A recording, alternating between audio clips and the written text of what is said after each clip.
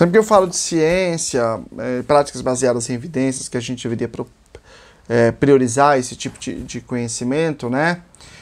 As pessoas viram e mexem falam coisas como, mas a ciência também é manipulada, mas os grandes interesses, que é uma preocupação, uma visão justa sobre o processo. A ciência nem sempre acerta, ela erra muitas vezes, né? E aí eu quero trazer esse livrinho aqui, bem legal, essa ideia para vocês aqui, o Ciência Picareta, para refletir sobre esses processos, esses grandes interesses e os erros que a ciência comete, ou para atender esses interesses, né, por enviesamento, ou por erros mesmo, que podem acontecer, erros metodológicos, erros de variada natureza. Aí. Pois bem, é verdade que a ciência comete erros? É verdade. Só que ela tem um sistema autolimpante, ela tem um sistema de autocorreção, é por isso que a gente tem livro como esse. Essa é a grande questão. Por quê? Se eu afirmo uma coisa que é falsa, alguém produz um dado que falseia e derruba. E nós temos várias ferramentas muito interessantes. Eu vou dar um exemplo disso, que é muito legal, que é a replicação. Alguém vai lá e diz assim, eu pego uma criança e aplico um método. Método Lucel místico de alfabetização. Faço lá. E digo assim no artigo, a todos se alfabetizar, esse método aqui é excelente. Publico. Metodologicamente atende os critérios, o cara da revista vê, pô, legal. Esse método aqui é bacana, vamos publicar. Ele publica. Aí alguém fala assim, pô, interessante esse método. Vou replicar. Aí um centro independente com uma outra pessoa, com outro grupo de crianças, vai lá e faz. E aí se não der os mesmos resultados, pode querer dizer várias coisas. Pode querer dizer que aqueles resultados serviram para aquelas crianças, mas não servem para outras, não são generalizáveis. Pode querer dizer que eu apliquei uma coisa e descrevi outra. Ou que eu não entendi direito aqueles dados, eu não avaliei direito. Pode querer dizer um monte de coisa. Agora, se eu faço um artigo, alguém replica, dá igualzinho, outro replica, dá igualzinho, outro replica, dá igualzinho. 50 pessoas dá replica, dá igualzinho. Então esse dado é sólido, é generalizável. Aí eu vou gastar dinheiro público, vou no outro que ninguém replicou? Eu vou no outro que ninguém sabe qual é que é? É claro que eu tenho que ir naquele que foi replicado um monte de vezes. É óbvio isso. Se eu estou falando de dinheiro público, se eu estou falando de população com vulnerabilidade, principalmente. Agora, você, particular, tem suas crenças, é um adulto. Aí você faz o que você quiser da vida, né?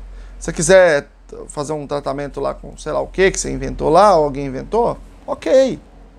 Agora, se a gente pensar em saúde pública, pensar em educação pública e abrir mão de evidência não faz sentido nenhum. Por quê? Porque você faz uma alegação genérica de que a ciência também está submetida a interesses. É verdade. Mas também é verdade que ela tem sistema de autocorreção, sistema de autolimpeza, né? É por isso que nós tínhamos lá uma visão de universo, aí veio o Newton, propôs uma visão completamente diferente, e as evidências, né, disponíveis não foram capazes de falsear a teoria dele, né? Pelo contrário, os dados apontavam que era a verdadeira teoria, e portanto ela se tornou hegemônica e dominante, e tudo que foi feito de física até 1919 foi feito baseado em Newton, e foi efetivo, né? O mundo se desenvolveu incrivelmente, e muitas dessas coisas baseadas em conceitos da física. E aí vem o Einstein com novos dados que a física newtoniana não era capaz de englobar nessa teoria, e propõe a teoria da relatividade geral, que é demonstrada verdadeira em 1919, ele propõe em 1915, né, no Brasil, em Sobral, no Ceará. Então, ele consegue aqui produzir esses dados. E, portanto, havia a teoria newtoniana e a teoria einsteiniana, que é ainda mais global. Ela incorpora tudo aquilo da newtoniana e mais outros fenômenos que não eram explicáveis. Né? Não é que ela era falsa newtoniana, é que ela era insuficiente quando comparada à teoria da relatividade. Que também é insuficiente para explicar, por exemplo, fenômenos subatômicos, né? Fenômenos quânticos.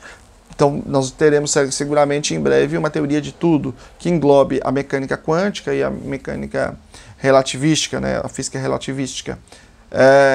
Entende o processo de desenvolvimento da ciência? E aí não faz sentido nenhum alguém dizer, não, mas a física não é isso tudo. Vamos usar a teoria pré-newtoniana, que eu nem sei o que eles propunham lá antes do Newton. Não, mas a química está submetida a interesses econômicos, vamos usar a alquimia. Quer dizer, não faz sentido nenhum isso. E aí eu volto ao ponto que eu sempre volto. Por exemplo, a postura anticientífica da educação, que não pode usar nenhuma prática científica. Por quê? Porque o ser humano está reduzindo o ser humano. É porque a ciência não é isso. Porque isso é positivista. É outro papo que eu quero falar um outro dia. Sou positivista, uma visão completamente equivocada. Essa é a acusação mais tola que existe normalmente, né? Bom, é isso. Ciência Picareta, uma dica aí para vocês, é do Ben Goldacre, ou pelo menos assim que se escreve, não sei como é que se fala, tá bom?